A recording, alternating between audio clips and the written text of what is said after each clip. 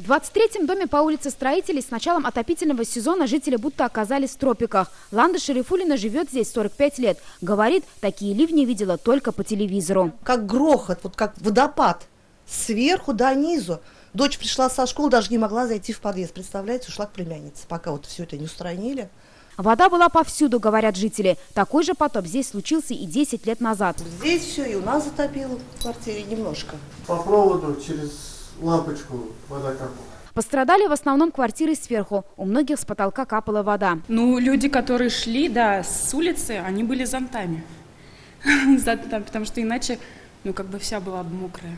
У нас даже через, получается, проем оттуда вода домой попадала. Этому дому почти полвека, и капремонта здесь не было никогда. Жители не первый год ждали, когда же прорвет. И вот очередная подготовка к отопительному сезону, опрессовка и пылилось. Здесь до сих пор на стенах следы от горячей воды и запах сырости.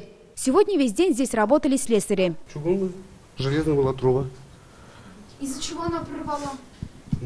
Старые трубы. Здесь верхний розлив, и вот произошло порыв.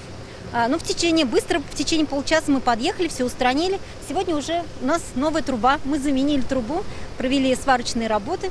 На балансе управляющей компании «Альметьевск» этот дом лишь 3 месяца. Предыдущая обанкротилась. Говорят, вовремя текущий ремонт не проводила. Повторное отопление обещали дать уже завтра. Ремонт в подъезде начнут до морозов. А вот жителям пострадавших квартир нужно обращаться в управляющую компанию для возмещения ущерба. Илюза Хамидуллина, Эрик Хабибуллин, ТНВ, Альметьевск. Смотрите все новости дня, программы и фильмы в наилучшем качестве на YouTube-канале ТНВ. Подписывайтесь.